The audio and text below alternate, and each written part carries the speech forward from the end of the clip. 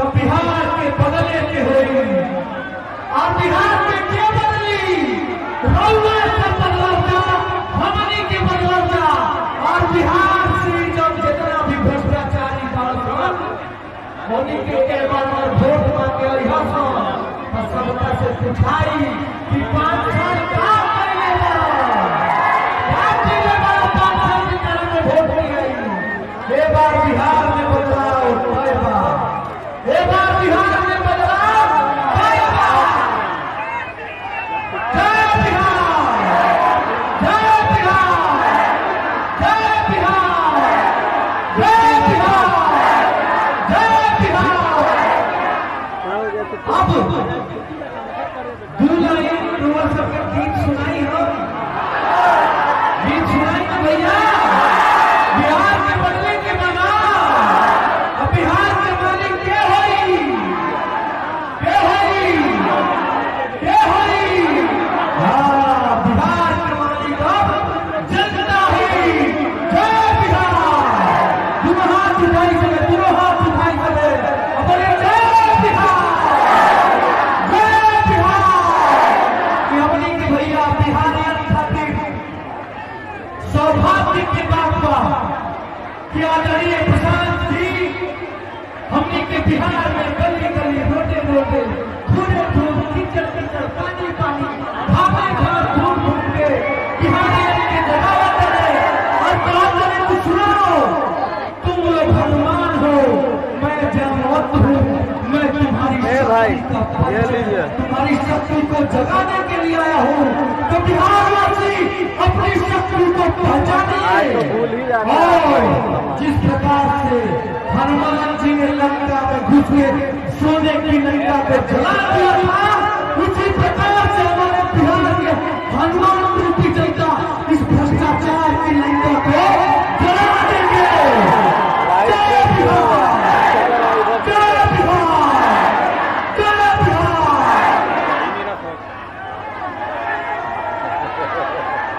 Heavy master, आपको सभा के बीच भी पहुंचना पड़ा है।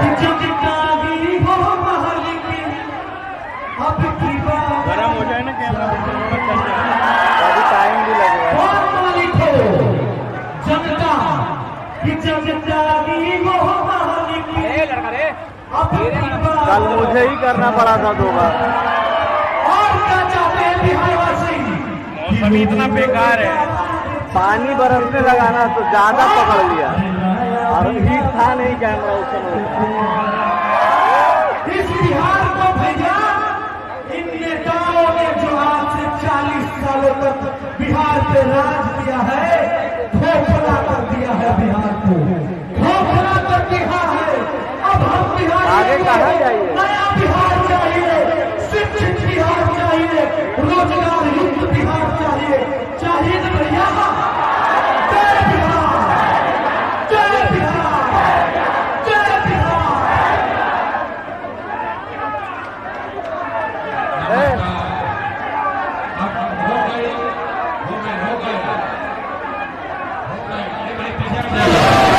पीछे हटे के बैठ जाए, जा कुर्सी पर बैठी, जा पहले कुर्सी पर बैठी। अरे भाई, कुर्सी के लड़ाई बा, अरे वह सब कुर्सी छोड़ के खड़ा हो जाता नीचे हैं। अरे नेता लोग एक बार कुर्सी पर बैठ जाता तो उठते नहीं थे, और जनता कुर्सी मिलल बा छोड़ के खड़ा हो जाता नीचे। सब लोग कुर्सी पर बैठिए, मेरे भाई पीछे चलो, कुर्सी पर चलिए, बैठिए बैठिए। भाषण के बाद पीछे हटो भाई, पीछे हटिए, पीछे हटिए, पीछे हटिए। भाषण के बाद हाथ मिलाई हुई अंबानी, अभी 1 घंटा रुको। सारे लोग एक बार अपने माँ बाप के इस धरती के लिए, अपने पुरखों के इस धरती के लिए सारे लोग मिलकर हम बोलेंगे। अब कोई बात मत करो भाई, हम बोलेंगे जय बिहार, आपको बोलना है जय जय बिहार, जय बिहार। आप पीछे जो खड़ा बा सब झारखंड में रहते हो भाई, जितना रोड पर खड़ा है सबको बोलना है, पूरा हाथ उठाकर बोलिए जय बिहार, जय बिहार। बिहार। तो हमरे नाम है प्रशांत किशोर। इतना बारिश में आंधी पानी में रुआ सब आके बैठल बानी जाए खातिर रुआ के तहे दिल से शुक्रिया अदा करतनी। और जितना हमार मंच पर साथी लोग बैठल जा, जितना लोग मंच पर यहाँ है, आज आपको यहाँ लाने में बुलाने में मदद किया है, जन सुराज परिवार के सारे लोगों का भी तहे दिल से धन्यवाद कर रहे हैं। अब आप इतना देर से बैठे हैं, 15 मिनट और धीरज रखिए। रउआ सोच के आई बनी कि कोनो नया दल बनल बा, ओकर नाम है जन सुराज। आ नेताजी यहाँ ना कही कि सब लोग भैया ही स्कूल के बस्ता छाप पर वोट द जा, तो हमनी के जीत के आवल जाई तो तहन आप लोग का काम हम लोग करेंगे। तो ये सब कोई बात एजा ना होई, एजा नेताजी के भाषण ना होई। अभी 15 मिनट में आपको एक रास्ता बताया जाएगा। रुआ के वो हम रास्ता बताई, गरीबी से निकले के रास्ता। अगर रुआ वो रास्ता के सीख ली ही, तो फिर जेकरा के बुझाए ओकरा के वोट दे दी ही। वोट जेकरा के बुझाए ओकरा के दे दी ही, लेकिन जो अभी रास्ता सिखाई वैसे वोट दे तो और कुछ होके चाहे ना। जितना आदमी आप यहाँ आए हैं, आपके लिए, आपके बच्चों के लिए बढ़िया पढ़ाई और रोजगार का व्यवस्था निश्चित तौर पर बिहारे में हो जाएगा। और अगर ना होके तो नेताजी के ना, मुखिया विधायक मंत्री सांसद के ना, अपन बेटा अपन भाई प्रशांत किशोर के गर्दन रउआ पकड़ ले। तब जेकरा जेकरा रास्ता सीखे के बाद 15 मिनट तक आपस में कोई बात नहीं करेगा। ए भाई पीछे हटो, पीछे हटिए, पीछे हटिए, मन से पीछे हटिए। 15 मिनट तक अब कोई आपस में बात ना करी। अरुआ से भाषण हो गई खत्म, अब पढ़ाई हो गई शुरू। 15 मिनट में सबके पढ़ के सीख के जाए के बाद कि अपना गरीबी से रुआ कैसे निकल सकता नहीं। आई पढ़ाई में 3 गो रुआ से सवाल पूछल जाई।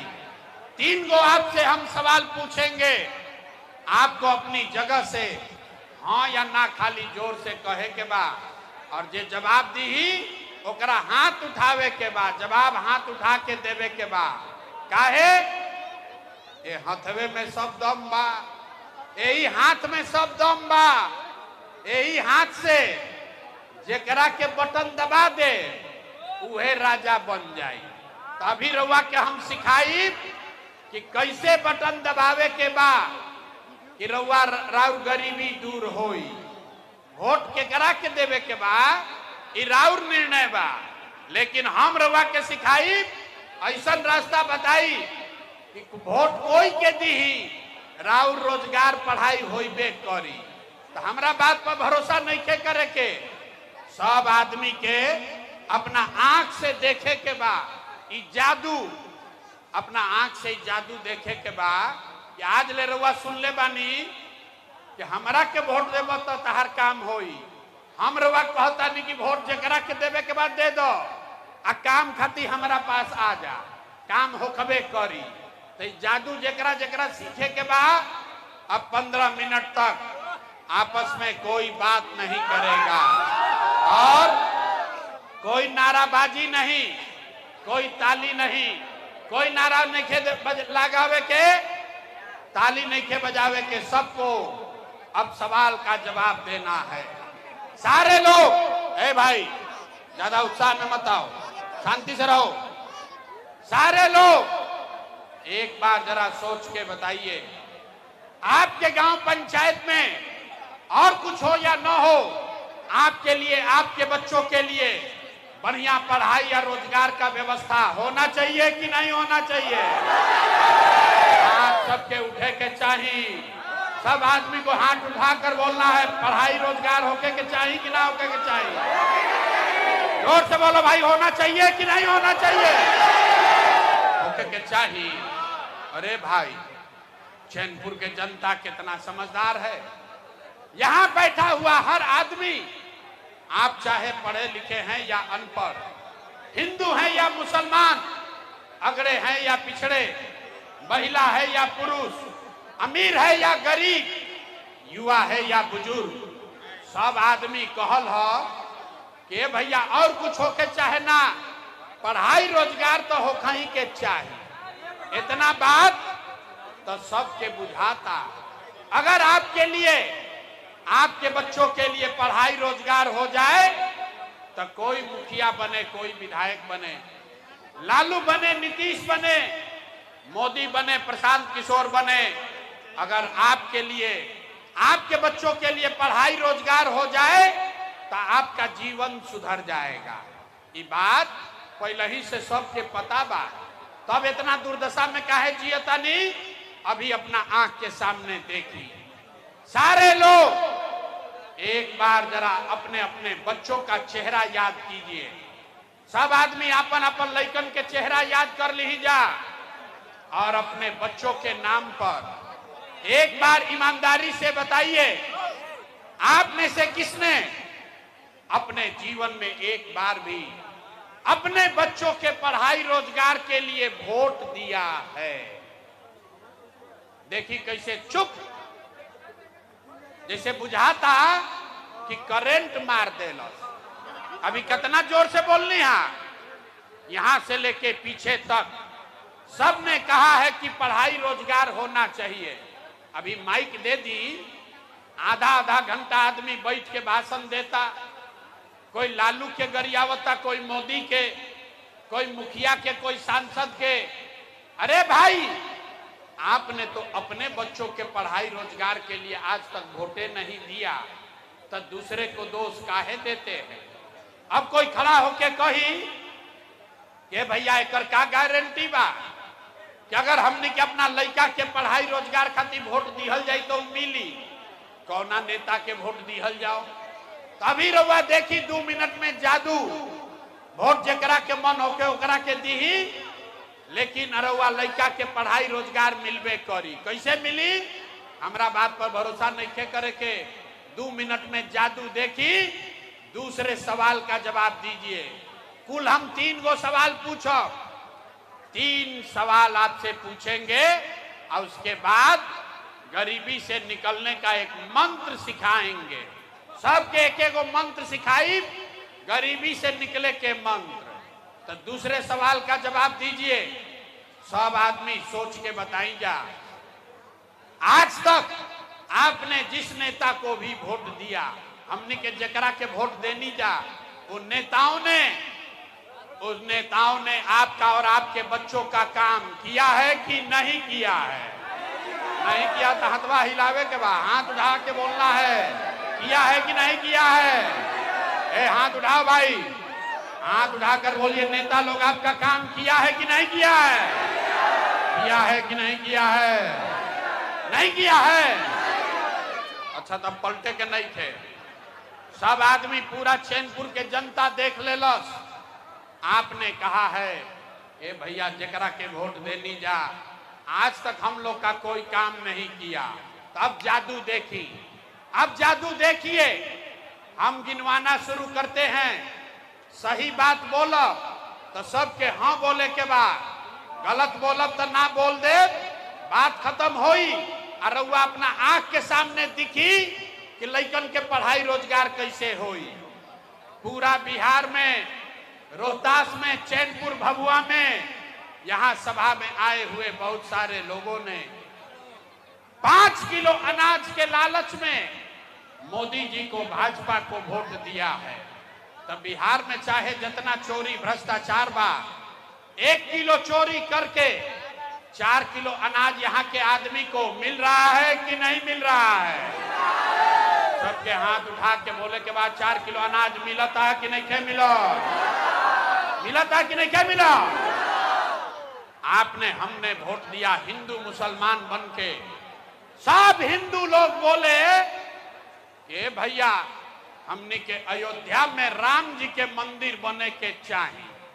तो आपके गांव में नाली गली नहीं बना, स्कूल अस्पताल ना भई, रउआ इंदिरा आवास ना मिलल, कैमूर में फैक्ट्री ना लागल, लेकिन आपके वोट से अयोध्या में रामलला का मंदिर बना है कि नहीं बना है?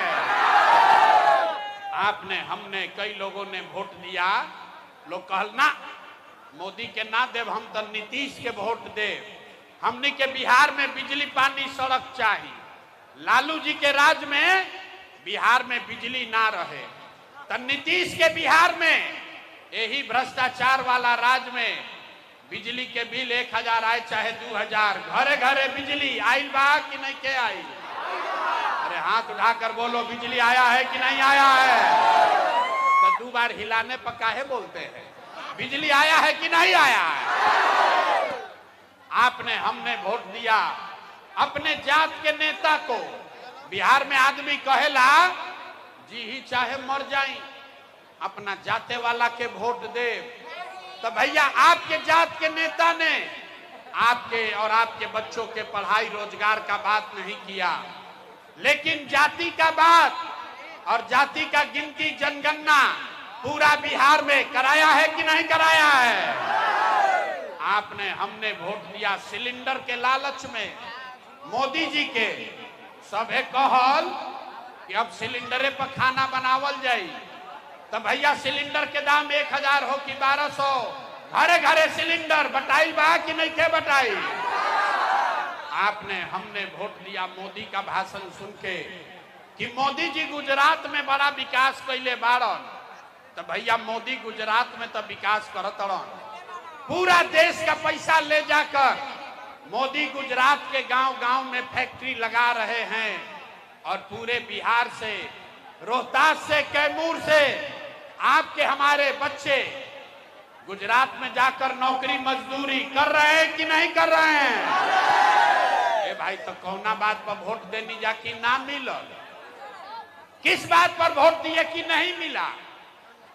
आपने कहा अपने बच्चों के नाम पर कि भैया जीवन में अपना लइकन के पढ़ाई रोजगार खातिर वोट ना देनी जा, ये जादू दिखावे आइल बानी। वोट वोट ना मांगी, यही बताने आए हैं बोइएगा बबूल तो आम कहां से खाइएगा। वोट दे 5 किलो अनाज खाती तो रोजगार कहां से भेटाई? आपने अनाज के लिए वोट दिया, आपको अनाज मिल रहा है। आपने मंदिर के लिए वोट दिया, अयोध्या में मंदिर बन गया। आपने बिजली के लिए वोट दिया, घर घर बिजली आ गई। आपने सिलेंडर के लिए वोट दिया, घर घर सिलेंडर बटा गई। आपने जाति के लिए वोट दिया, घर घर जात का चर्चा गिनती हो गया। आपने गुजरात के विकास के लिए वोट दिया, गुजरात में फैक्ट्री लग गया। आपने अपने बच्चों के पढ़ाई रोजगार के लिए वोट नहीं दिया, इसीलिए पूरा बिहार का बच्चा अनपढ़ और मजदूर बन गया। यही बात बताने आए, वोट वोट ना मांगी। अरे भाई, वोट जकरा के वोट कहनिया ना, ताली नहीं के बजावे के, ताली मत बजाओ, आदमी के सीखे दो। वोट रहुआ चाहे जकरा के देनी, लालू के देनी की मोदी के की नीतीश के, जौना बात खातिर रहुआ वोट देले बानी वो जीवन में रहुआ मिलल बा। आपने अपने बच्चों के पढ़ाई रोजगार के लिए वोट नहीं दिया, इसीलिए आपका बच्चा आज अनपढ़ और मजदूर है। गांव गांव में जाके एक के बात बतावतानी 3 बरिस से जाके लोग के हाथ जोड़तानी, ए भैया अगर आप अपना और अपने बच्चों का चिंता नहीं करोगे तो दुनिया में कोई दल, कोई नेता आपके बच्चों का चिंता नहीं करेगा। काहे करी भाई? जब रउआ अपन लड़का के चिंते नहीं के तो लालू, नीतीश, मोदी, प्रशांत किशोर राउर लड़का के चिंता काहे करियन? अरे भाई, अब अभी आपको दिखाएंगे कि आपको अपने बच्चों की चिंता है कि नहीं। और फिर गरीबी से निकले के वो रास्ता मंत्र सिखाई। सारा लोग अंतिम सवाल का जवाब दीजिए, हाथ उठाकर बताइए, और कुछ हो या न हो, आपको अपने बच्चों की चिंता है कि नहीं है? हाथ उठाकर बताओ, अपने बच्चों की चिंता है कि नहीं है? है? चैनपुर के पूरा जनता झूठ बोल रहा, सारे लोग झूठ बोल रहे। आपने कहा कि आपको आपके बच्चों की चिंता है। अरे भाई, हम अभी ये बरसात में आपके यहाँ आए हैं, रास्ता में अगर 100 गो बच्चा मिला, 100 बच्चे मिले आपके गांव जवार का, यहाँ भभुआ में चैनपुर में अगर 100 बच्चा मिला, आधा से ज्यादा आपके बच्चों के शरीर पर इस बरसात में आधा से ज्यादा आपके बच्चों के शरीर पर शुद्ध कपड़ा नहीं है। आप चलिए किसी भी गांव में, कौनो गांव में चली, ज्यादातर छोट लइकन के पैर में 50 रुपया के हवाई चप्पल भी नहीं थे। लोग से पूछत नहीं कि भाई इतना बरसात बा, अपना लइका के कम से कम एगो हवाई चप्पल काहे नहीं खरीद, का हाल कैले बाड़ो? आदमी कहता है कि भैया इतना गरीबी है, इतना परेशान है, कहां से लइका को कपड़ा पहनाए, कैसे खिलाए, कैसे पढ़ाए। तो मेरे भाई, जिन नेताओं ने आपका और आपके बच्चों का ये हाल कर दिया कि आपके बच्चों के शरीर पर कपड़ा नहीं, पैर में चप्पल नहीं, खाने के लिए बढ़िया भरपेट भोजन नहीं, आपका बच्चा बीमार पड़ता है तो दवा डॉक्टर अस्पताल नहीं, वही नेता अभी 3 महीना के बाद अहन वोट मांगे तो जितना लोग अभी यहाँ आए हैं, जितना लोग हाथ उठाए थे, ज्यादातर आदमी 500 रुपया के लालच में जाति के नाम पर हिंदू मुसलमान का नारा लगाकर, लालू के डर से मोदी और मोदी के डर से लालू का नारा लगाकर उसी नेता को अपने हाथ से वोट देके राजा बनाओगे। और यहाँ कहता है कि बच्चों के लिए बड़ा चिंता है। अरे भाई, अपना बच्चा के नाम पर झूठ बोल रहे हो तो आप नहीं भोगोगे, आपका बच्चा नहीं भोगेगा तो कौन भोगेगा? बच्चा का चिंता क्या होता है अगर समझना है तो एक बार लालू जी के देखी जा। लालू जी के अपन लड़का के चिंता बा। लालू जी के लड़का 9वां पास नहीं खन कैले, लेकिन लालू जी के चिंता बा कि हमार लड़का बिहार के राजा बनो।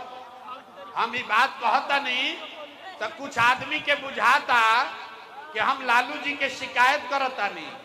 अरे नहीं, हम तो लालू जी के तारीफ करता नहीं। लालू जी इतना अच्छा बाप बाड़न, लड़का 9वां नहीं के पास कैले, लेकिन चाहता कि हमार लड़का बिहार के राजा बनो। और रउआ आपन दशा देखी, राउर लड़का बेटा बेटी मैट्रिक पास कर लेलस, आईए बीए कर लेलस, ओकरा चपरासियों के नौकरी नसीब ना भइल, लेकिन रउआ ओकर कोई चिंता नहीं है। रउआ तो जात के झंडा उठा के मताइल बानी। जहां जाई गांव में आदमी बतियावता कि अब क्या लालू जीतिहन की नीतीश जीतिहन, मोदी जीतिहन की जनसुराज जीती। अरे भाई, अपना दिल पर हाथ रखकर बोलो, कभी जीवन में बात किया कि आपके बच्चे कब जीतेंगे? जब रउआ अपन लइकन के बातें ना करब तो नेता आपके बच्चों का बात क्यों करेगा? हम गांव में चलते हैं, अभी सुनी बिहार के दुर्दशा का कहानी सुनिए। हम गांव में चलीला, पूछीला वोट के करा के देले रह, आदमी कहेला मोदी जी के। पूछी काहे? बोला मोदी जी का सीना है 56 इंच के। सुनी कहानी, पूछने की केकरा के वोट देले बाड़ा? कहा मोदी जी को।